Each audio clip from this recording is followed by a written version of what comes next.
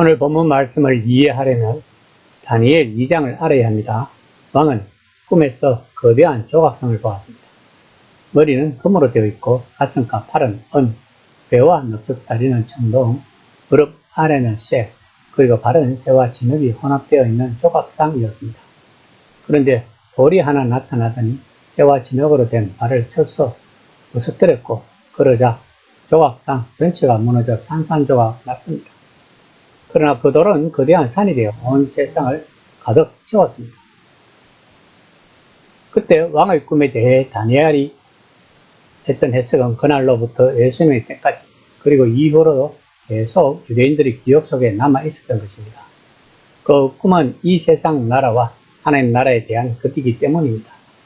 이 세상 나라는 금, 은, 동, 쇠로 된 나라들입니다. 이 꿈을 꾼 왕은 마침 황금기를 지배했던 왕이었습니다. 그러나 각각의 나라들은 자기 이전의 나라만큼 영광스럽지 못했다고 말하고 있습니다. 그러므로 예수님 당시의 사람들은 이 세상이 더 나아진다고 믿기보다는 더 나빠진다고 믿었던 것입니다.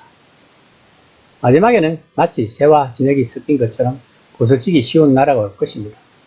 그리고 나서 전혀 다른 것이 나타난다는 것입니다. 한 돌이 발을 부서뜨릴 것입니다. 즉, 그 돌이 마지막 나라를 파괴한다는 뜻입니다. 그리고 돌은 자라서 산이 될 것입니다. 즉, 새로운 방식으로 온 세상을 다스리는 새로운 나라가 된다는 것입니다. 예수님 당시의 유대인이라면 누구나 이 의미를 쉽게 풀이할 수 있었을 것입니다. 바벨론과 페르시아로부터 시작된 이 세상 나라들이 계속 이어지다 마지막으로 로마가 왔습니다. 그러나 이제 돌이 나타날 때가 된 것입니다. 그들은 그 돌이 하나님의 메시아를 뜻한다고 생각했던 것입니다. 그 메시아는 이 세상 나라들을 멸하고 전혀 새로운 일을 시작함으로 하나님 나라를 세울 것입니다. 이것이 묵시문학 사상인 것입니다. 특히 예수님을 추종하는 자들은 이런 묵시적 사상을 가지고 있었다는 것을 알아야 합니다. 그러므로 마태복음을 접하는 마태 공동체는 오늘 본문 말씀이 무엇을 뜻하는지를 완벽하게 이해했을 것입니다. 즉, 예수님은 메시아다. 그러나 사람들은 예수님을 거절했다는 것입니다. 이 또한 성경에서 예언한 것입니다. 그러므로 우리들은 담대히 예수님을 따라야 한다는 마태를 따라야 한다고 마태는 지금 공동체에게 말하고 있는 것입니다. 21장 33에서 41절까지는 포도원 주인의 아들에 대한 이야기입니다. 본문은 예수님이 자신과 관련된 사건을 자신의 관점에서 나타냈습니다. 즉, 예수님은 자신이 보냄받은 백성에게는 버림받지만 하나님께는 정당성을 입증받으실 것입니다. 본문에서 포도원 주인은 당연히 하나님입니다. 포도원은 이스라엘입니다. 농부는 이스라엘의 관리들이고 종들은 이전에 왔던 예언자들이고 그 마지막에 세례 요한입니다. 그리고 아들은 당연히 예수님 자신인 것입니다.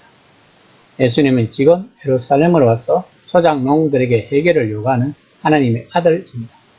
이스라엘이 원래 받았던 부름대로 이제는 제발 세상을 비추는 하나님의 빛이 되라고 요구하시는 것입니다.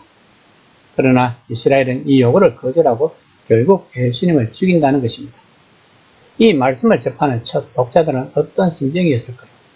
그래서 이들은 순교를 각오하고 예수님을 따랐던 것입니다. 21장 42에서 44절입니다.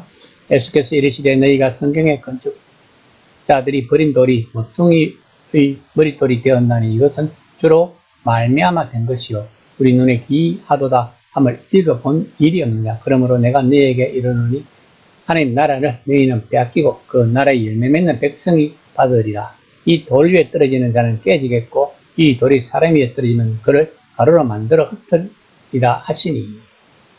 본문은 시편 118편 22절을 인용한 것입니다. 건축자가 버린 돌이 지금 모퉁이의 머릿돌이 되었나니는 건축자가 버린 돌은 건물 어느 자리도 맞지 않았는데 가장 중요한 위치에 맞는 돌인 것입니다. 그런데 그 돌은 자신과 부딪히는 것은 어디든 부서뜨릴 것입니다.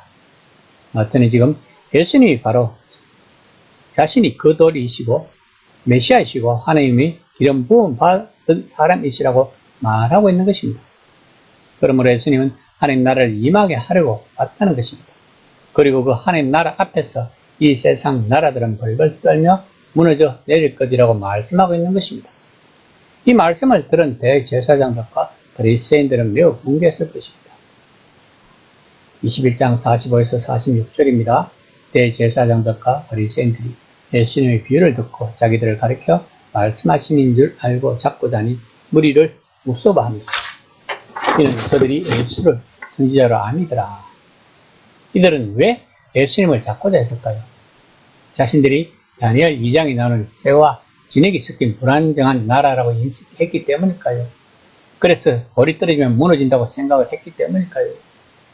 그러나 그 돌이 건물의 모퉁이 돌이 되려면 먼저 거절을 당해야 한다는 것입니다. 예수님은 지금 거절을 당하시려고 십자가를 향해서 스스로 걸어가고 계시는 것입니다.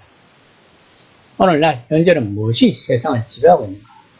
다니엘 2장에서는 한 돌이 나타나 불안정한 나라, 즉 새와 진액이 섞인 나라를 무너뜨리고 그 돌이 자라서 산이 되었다고 했는데, 그리고 본문에서 예수님이 자신이 그 돌이라고 하셨습니다.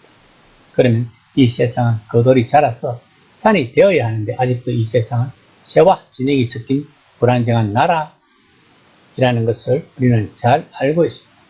그래서 바울은 하나님 나라는 이미 시작되었고 아직 끝이 아니라는 뜻에서 이미와 아직이라고 말했던 것입니다. 우리는 이미와 아직 사이에서 신앙생활을 하고 있는 것입니다. 즉 하나님 나라의 백성의 자격을 가지고 앞으로 그 나라에 들어갈 소망을 가지고 살아가고 있는 것입니다. 이렇게 우리들은 이 자리에 이르기까지의 하나님의 열심이 우리들에게 은혜인 것입니다. 이 시간 나는 이런 하나님의 은혜에 어떻게 보답을 해야 할지를 생각해보는 시간이 되었으면 합니다.